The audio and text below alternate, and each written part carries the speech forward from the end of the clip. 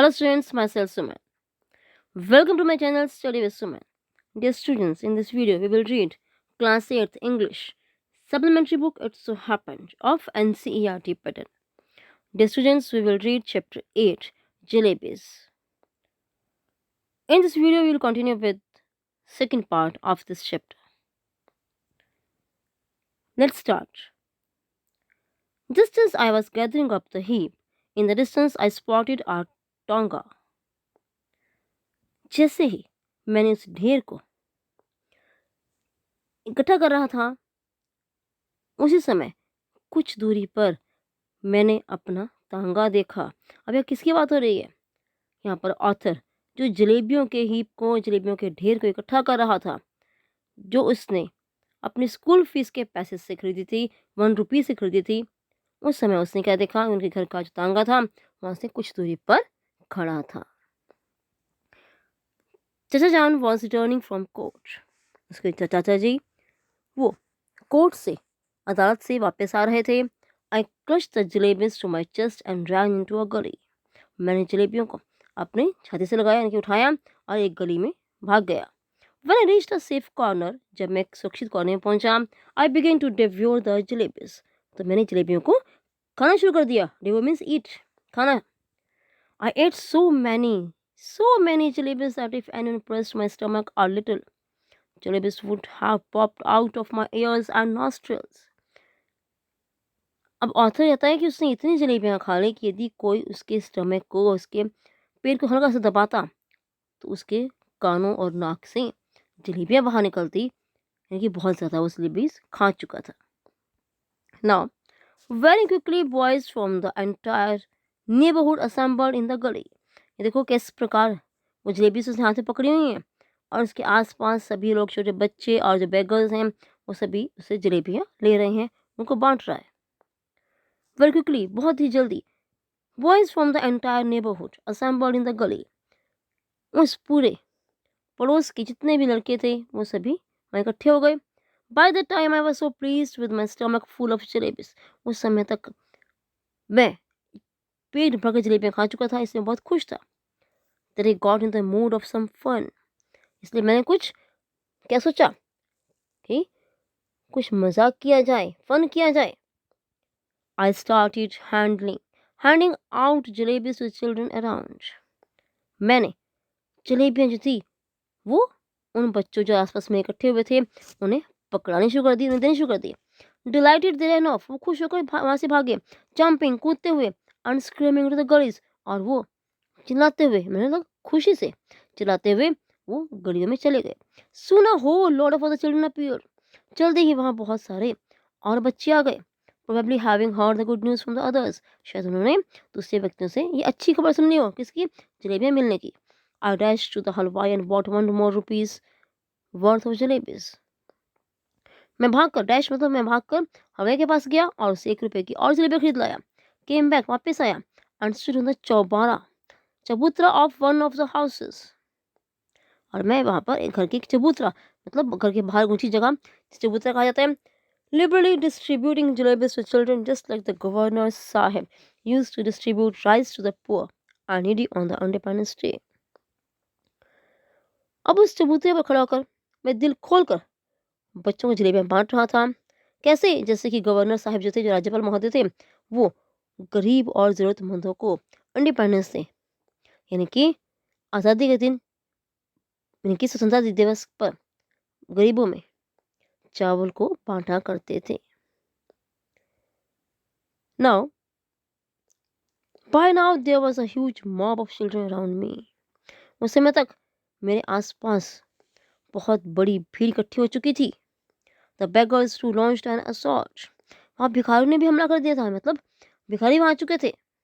If children could be elected to the assembly, यदि बच्चों को असेंबली में चुना जाता, my success would have been assured that day. उस दिन मेरी जीत निश्चित थी। Because one little signal from my jalebi wielding hand and the mob would have been willing to kill and get killed for me. क्योंकि उस जलेबी देने वाले हाथों, छोटे हाथों से एक इशारे की देर थी, और वो भीड़ मेरे लिए मरने और एक दूसरे को मारने पर तैयार हो जाती। I bought jalebis for the remaining 2 rupees as well. मैंने बचे हुए 2 रुपयों से 20 जलेबियाँ खरीदी and distributed them. मैंने बांट दिया. Then I washed my hands and mouth at the public tap. मैंने पब्लिक टैप से अपने मुंह हाथ धोए and returned home. घर वापस चला गया. Putting on such an innocent face, ऐसा मासूम और भोला चेहरा बनाकर, as if I hadn't even seen the hint of a jalebi, जैसे कि मैंने पूरा लाइफ में, पूरे जीवन में कभी जलेबी की शक्ल न देखी हो. I gobbled up easily enough, but digesting them became another matter. अब मैं gobbled up easily enough, मैंने आसानी से उसे खा लिया था, मैंने काफ़ी जलेबियाँ खा ली थी, लेकिन अब दूसरी समस्या क्या थी? उन्हें डाइजेस्ट करना, उन्हें पचाना. With every breath came a burp. हर सांस के साथ एक डकार आता था. And with every burp, the danger of bringing out a jalebi or two. और हर डकार के साथ मुझे खतरा था कि एक या दो जलेबियाँ बाहर आ जाएंगी. The fear was killing me. ये डर मुझे सता रहा था. At night, रात को I had to eat my dinner as well. मुझे रात का भोजन भी करना था. If I hadn't eaten, I would have been asked to explain why I didn't want any food. यदि मैं खाना नहीं खाता हूँ तो मुझसे पूछा जाएगा कि मुझे खाना क्यों नहीं चाहिए, मुझे खाना क्यों नहीं खाना था. And if I had pretended illness, the doctor would have been summoned. और यदि मैं बहाना बनाता हूँ बीमारी का, डॉक्टर को बुलाया जाएगा. And the doctor, after feeling my pulse, यदि डॉक्टर मेरी पल्स को महसूस करके देख के had declared, उन्होंने क्या घोषित कर दिया that Munna has devoured amount of jalebis, I would simply die. कि मुन्ना ने बहुत सारी जलेबियां खा ली हैं और फिर तुम वैसे ही मर जाओ. क्यों? कैसे डांट पड़ेगी. Result was that all night I ले. इसका क्या परिणाम हुआ कि पूरी रात में लेटा रहा, कोयला अप्लाई कर जलेबी, एक जलेबी की तरह सिकुड़ कर, पूरा गोल होकर. क्यों? पेट में बहुत दर्द हो रहा था उसके. सफरिंग अ स्टमक एक, उसके पेट में दर्द था. Thank God I didn't have to eat all 4 rupees worth of jalebis by myself. भगवान का शुक्र है कि मुझे वो 4 रुपये की जलेबियाँ अकेले नहीं खाई. अदरवाइज एज अ से वन चिल्ड्रन स्पीक, तो क्या होता, जैसे भी कहते हैं कि जब बच्चे बोलते हैं flowers shower from their mouths, but I would be the first child in the world with whose every word a crisp fried jalebi would come out. क्या मतलब इसका? एक कहावत है ना कि जब बच्चे बोलते हैं उसके मुंह से फूल झड़ते हैं, लेकिन मैं इस दुनिया का सबसे पहला बच्चा ऐसा होता जिसके मुंह से क्रिस्प कुरकुरी फ्राइड तली हुई जलेबी बाहर आती. Now children don't have stomachs. They have digestion machines. बच्चों के पेट नहीं होते, उनके डाइजेशन मशीन्स होते हैं. क्यों? क्योंकि बच्चे छोटे होते कुछ भी खा लेते हैं, उनको सब कुछ डाइजेस्ट कर लेते हैं. My machine too kept working right through the night. मेरी मशीन भी, जो डाइजेशन मशीन थी, वो भी सारी रात काम करती रही. In the morning just like any other day I wash my face like a virtuous student with chalk and slate in hand. और सुबह बाकी अन्य आम दिनों की भांति आई वॉश माई फेस, मैंने अपना मुंह धोया और वर्चुअस स्टूडेंट्स, एक अच्छे बच्चे की तरह, चौक और स्लेट हाथ में लिए. आई हैड फॉर स्कूल, मैं स्कूल के चल पड़ा. I knew I get the previous month scholarship that day, and once I had paid the fees with that amount the jalebis would be completely registered. मैं जानता था कि मुझे पिछले महीने की जो स्कॉलरशिप है वो मिल जाएगी. और एक बार जब मैंने फीस दे दी, I had paid the fees with that amount, उस राशि से, उस रकम से the jalebis would be completely digested. तो जलेबियाँ जो है अच्छे से हजम हो जाएंगी. But when I go to school, जब मैं स्कूल पहुंचा, I found out that the scholarship was going to pay the following month, कि स्कॉलरशिप अगले महीने दी जाएगी. My heart started to spin, मैं ऐसे घूमने लगा. I felt as if I was standing on my head and could not get onto my feet again even if I tried. और मुझे ऐसा महसूस हो रहा था जैसे कि मैं अपने सिर पर खड़ा था और कोशिश करने के बावजूद भी वापस अपने फीट पर पैरों पर नहीं आ सकता था.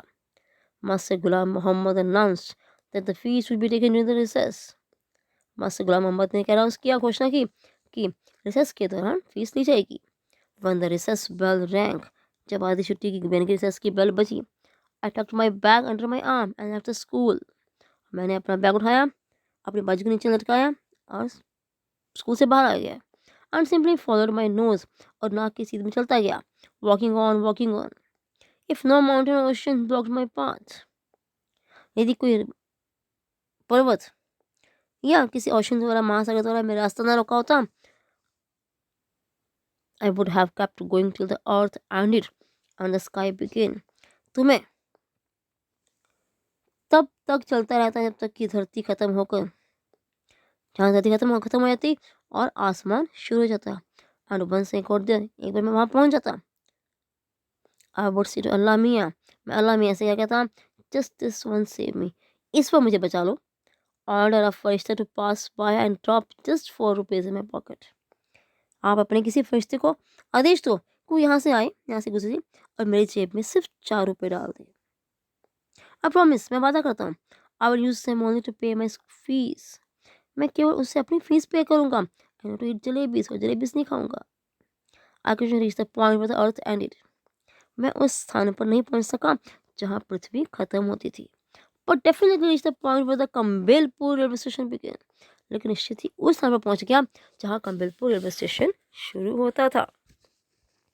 Now, the elders had warned me never to cross the railway tracks. मुझे मेरे घर के बड़ों ने चेतावनी दी थी कि वो रेल की पटरियों को कभी पार नहीं करना. Fine, ठीक है. The elders had also warned me that one must never eat sweets with the one's fees money.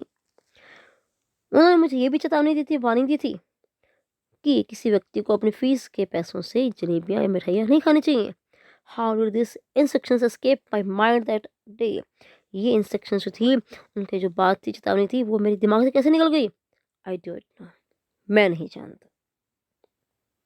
Dear students, here our second part ends. अब इसके बाद क्या होता है रेलवे स्टेशन पर, और वो किस प्रकार वापस जाता है, कैसे स्कूल की फीस पे करता है, ये सब हम पढ़ेंगे थर्ड पार्ट में. I hope all of you have understood it very well. Do like, share and subscribe my channel Study with Suman. Thank you.